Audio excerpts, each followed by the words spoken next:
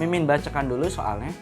Sebuah silinder berjari-jari R berdiri vertikal dan sedang berputar pada sumbunya dengan kecepatan sudut omega.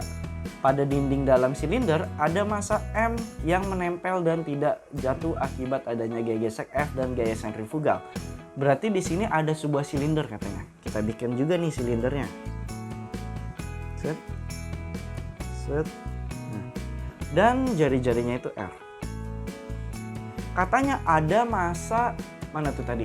Ada massa M yang menempel pada dinding dari si silindernya ini. Kita anggap ini massa M-nya. Yang dia tetap diam karena silindernya itu berputar sebesar omega ya, karena di situ dikatakan berputar sebesar omega. Berarti kita tuliskan berputarnya itu gini aja. Sebesar omega. Dia tidak jatuh karena adanya gaya gesek dan gaya sentrifugal. Jadi ada gaya gesek yang arahnya itu pasti ke atas. Kenapa ke atas? Karena kan kalau benda jatuh ke bawah, gaya gesek itu berlawanan sama arah gerak bendanya, makanya dia ke atas F geseknya. Kita uraikan, berarti ke kiri ini ada gaya normal dan tadi ke kanannya itu katanya ada gaya sentrifugalnya ya. Dan ke bawahnya ini ada mg. Jelas kan ya tulisannya ya? Kemudian jika percepatan gravitasi G dan koefisien gesek statis dan kinetiknya berturut-turut mu S dan mu K, besarnya kecepatan sudut silinder agar tepat benda M akan terjatuh. Nah, karena di sini akan tepat berjatuh, otomatis kan bendanya itu belum jatuh. Kita bisa tuliskan sigma Fy sama dengan 0. Kenapa sama dengan 0? Karena kan masih diam ya. Kita masukin nih di sumbu Y-nya itu ada apa aja. Kalau kita lihat ada Fg sama ada Mg-nya. Yang kita tulis yaitu yang mana dulu? Yaitu yang Fg-nya dulu. Karena yang arahnya ke atas dan dikatakan benda itu kan masih diam ya. Jadi kita bisa tuliskan Fg dikurang Mg sama dengan 0. Fg-nya ini kita pakai statis atau kinetik. Ingat, karena bendanya itu belum bergerak, berarti yang kita pakai masih yang statisnya ya. Jadinya F statis sama dengan M dikali G. F statis itu kan rumusnya itu mu S dikali M sama dengan mg. Maka didapatkan gaya normalnya itu adalah mg per mu S ya. Nah, selanjutnya karena di sini itu tadi udah kita uraikan terhadap sumbu Y, sekarang kita uraikan terhadap sumbu X-nya. Sigma Fx sama dengan M omega kuadrat R. Karena dia berputar, otomatis yang kita pakai adalah gaya sentripetalnya ya. Di sumbu X-nya itu ada apa aja? Ada N doang kan? Sama dengan M omega kuadrat R. N itu kita masukkan dari tadi yang udah kita tuliskan. Mg per mu S sama dengan M omega kuadrat R. M-nya kita coret sehingga didapatkan G per mu S dikali R sama dengan omega kuadrat. Ya udah, berarti kita didapatkan akar G per mu S kali R. Jadi ya ini nanti yang teman-teman isi di kotak jawabannya itu. Next ke soal selanjutnya. Oke. Di sini kan dikatakan suatu sistem mekanik tergantung pada dua koordinat U dan V. Sistem tersebut mempunyai energi kinetik P sama dengan V kuadrat U dot kuadrat plus 2V dot kuadrat. Kita tuliskan dulu yang diketahuinya. Jadi diketahuinya itu V kuadrat dikali U dot kuadrat plus 2V dot kuadrat.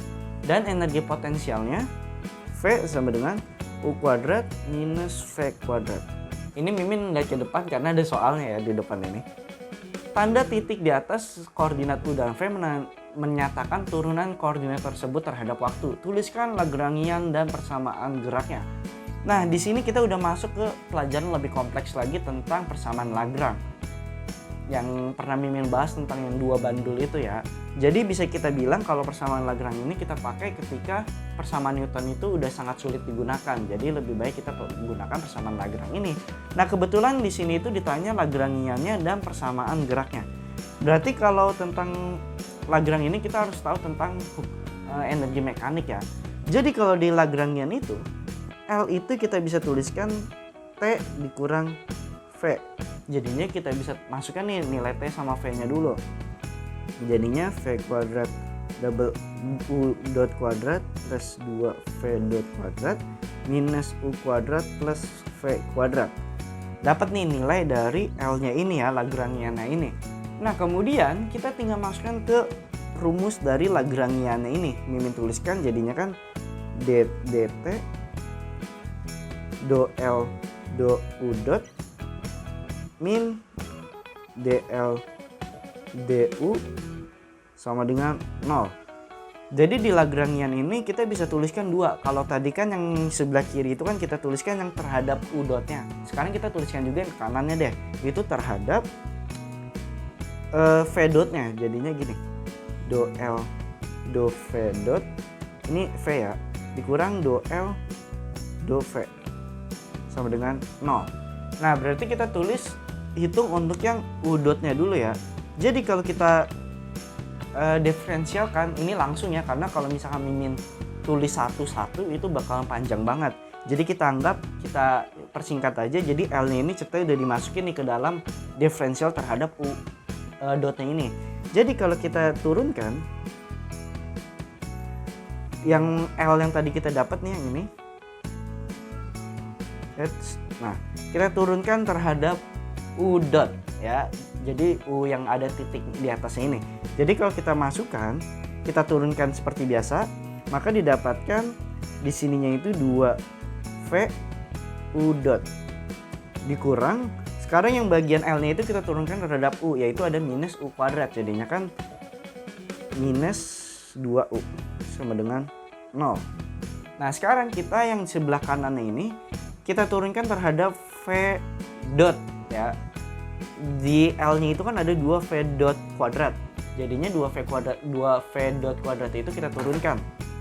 Jadinya bisa kita tuliskan dt 4V dot, karena kan 2-nya itu ketemu sama koefisien 2 yang di depannya ya. Dikurang.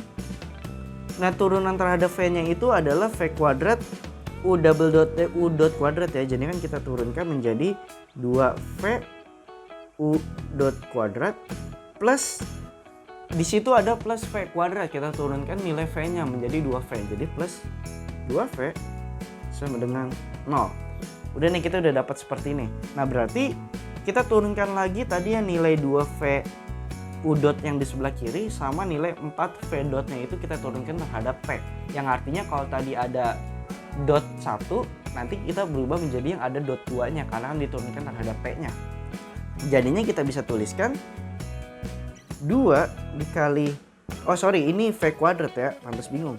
Ini V kuadrat, jadinya V kuadrat itu kita turunkan menjadi 2 dikali 2V dikali, nah karena V-nya itu udah diturunkan terhadap T, berarti kan ada V dot aksen.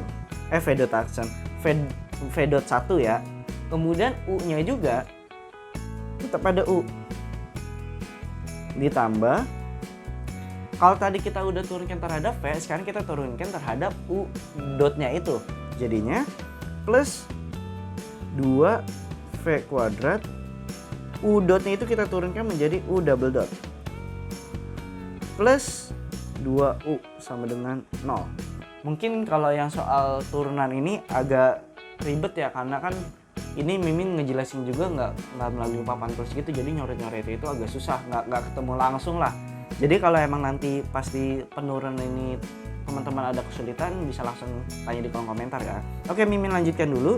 Jadinya di sini kalau kita kalikan menjadi 4V dot U dot plus 2V kuadrat U double dot plus 2U sama dengan 0. Berarti ini udah kita dapat yang ini. Oke. Nah, selanjutnya kita hitung yang sebelah kanannya. 4V dot kita turunkan terhadap T, berarti ya sisa V double dot ya. Jadinya 4V double dot. Ini ya tinggal dikurang aja, dikurang 2V U dot kuadrat plus, jadi negatif ya. Minus 2V sama dengan 0. Jadinya ya udah ini kita kotakan. Nah, karena tadi yang ditanya itu adalah Lagrangiannya, persamaan geraknya, ya udah berarti kita jawab yang dikotakin ini. Seperti itu. Jadi di Lagrangian ini karena ditanya cuma persamaan geraknya, berarti ya persamaan geraknya cuma nyampe sini. Tapi sebenarnya bisa kita turunkan lagi dengan menggunakan differential order 2 untuk mencari nilai dari percepatannya itu. Tapi karena di soal ini agak ribet kalau misalnya ditanya percepatannya, maka di kasus ini cuma diberhentikan sampai persamaan geraknya aja. Jadi nanti teman-teman isi ya kayak gini aja, seperti itu ya. Next ke soal selanjutnya. Suatu osilator dalam satu dimensi mempunyai Hamiltonian. H sama dengan setengah P kuadrat plus setengah omega kuadrat Q kuadrat. Hitunglah persamaan Hamiltoniannya dan penyelesaian umumnya. Kalau tadi Lagrangian, sekarang Hamiltonian. Kalau teman-teman udah belajar di mekanika klasik, ada 3 yang pasti kalian pelajari, Newton, Lagrange, sama Hamilton. Nah sekarang tadi Newton udah kita bahas, Lagrangian udah kita bahas, sekarang adalah Hamiltoniannya. Nah kalau Hamiltoniannya ini agak sedikit berbeda dibandingkan yang Lagrangian sama Newton ya. Bahkan Mimin juga sebenarnya masih agak bingung tentang Hamiltonian, tapi karena berhubung soal yang di sini bisa dibilang lumayan simpel, berarti bisa kita kerjakan ya. Nah di Hamiltonian ini kita bisa tuliskan kalau minus P dot itu sama dengan do H, do Q, dan Q dot itu adalah do H, do P. Jadi ini persamaan umumnya dapat dari mana, itu dari penurunannya. Yang pasti kalau ketemu soal tentang Hamiltonian, kita tinggal masukin ke rumus kayak gini aja. Jadi kalau kita lihat yang minus P dotnya itu dulu, kita turunkan ya, hanya itu terhadap Q. Di situ ada setengah omega kuadrat Q kuadrat. Q kuadratnya kita turunkan, duanya itu kita turunkan, berarti sisa Q aja. Jadi kita bisa tuliskan setengah dikali 2 dikali omega kuadrat dikali Q. Jadinya duanya kita coret, omega kuadrat Q ya. Selanjutnya kita hitung untuk yang ini. Q dot ini kita turunkan terhadap P. Karena di sini cuma setengah P kuadrat. Kuadrat itu kan kita turunkan, berarti setengah dikali 2P. Jadi Q dotnya itu sama dengan P. Nah ini kita dapatkan untuk yang nanti pasti kita substitusikan ya. Nah selanjutnya kita turunkan nih dari yang minus P dotnya tadi ini nih, yang tadi kita tuliskan yang di bawah sini. Kita turunkan berarti menjadi minus P double dot sama dengan omega kuadrat Q. Jadi step by step untuk mengerjakan Hamiltonian emang seperti itu ya. Selanjutnya kita pindah dulu ya, kita pindah omega kuadrat sama Q-nya itu biar membentuk suatu persamaan diferensial order 2. Jadinya P double dot plus omega kuadrat Q sama dengan 0. Nah, di sini diferensial order 2 kan harus sama kalau P sama P, Q sama Q. Di sini kita udah dapatkan kalau Q-nya itu sama dengan P, berarti kita bisa substitusikan ya. Jadinya P double dot plus omega kuadrat P sama dengan 0. Nah, kalau ketemu persamaan differential order 2 ini kan kita bisa tuliskan kalau langsung P-nya itu adalah A sin omega T plus fasenya. Itu dapat dari mana? Itu sebenarnya udah tetapan sih ya. Anak perkuliahan harus udah tahu kalau differential order 2 itu sama aja kayak persamaannya di osilasi gelombang itu, yang nilai Y-nya itu adalah A sin omega T plus fasenya itu ya.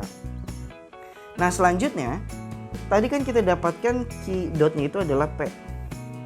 Karena di sini yang ditanya itu adalah nilai Q-nya dan di sini adalah Q dot, berarti kan itu diferensial ya, harus kita integralkan dulu. Jadinya ini kita integralkan.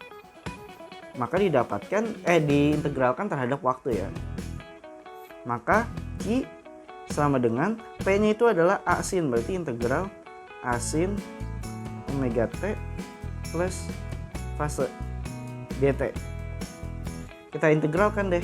Jadinya Q sama dengan A sin omega T plus fase. Di sini omega T-nya itu kita turunkan. Ya, jadinya omega. Ingat di sini karena integral berarti angka yang di dalam trigonometrinya itu jadi per. Jadinya gini. A per omega T itu kan diturunkan terhadap T, jadinya omega. Oke. Kemudian sin-nya itu kita integralkan. Kalau teman-teman masih ingat, sin itu kalau diintegralkan itu menjadi min cos. Jadinya minus cos, angka di dalam trigonometrinya itu cos itu tetap sama, plus fase. Jadi dapatkan Q-nya itu segini dan P-nya itu segini. Jadi kalau tadi di soal itu yang ditanya adalah persamaan Hamiltonian dan penyelesaian umum, ya berarti tadi persamaan Hamiltoniannya itu yang tadi nih, yang dikotakin 2 ini, dan persamaan umumnya itu adalah yang ini. Seperti itu. Mungkin agak ribet ya emang untuk mekanika klasik ini ya. Nah, Mimin perlu bahas nggak nih untuk soal yang termodinamika, elektrodinamika ya, dan tentang mekanika kuantumnya. Kalau emang Mimin perlu, kalian bisa komen di bawah aja ya. Oke? Cukup sekian video pembahasan tentang Olimpiade Nasional untuk Perguruan Tinggi Negeri. Kalau mungkin ada yang mau ditanyakan atau mungkin ada request sesuatu yang pengen Mimin bahas, sekarang boleh aja langsung tanya di kolom komentar ya. Oke, sampai jumpa di pembahasan soal selanjutnya.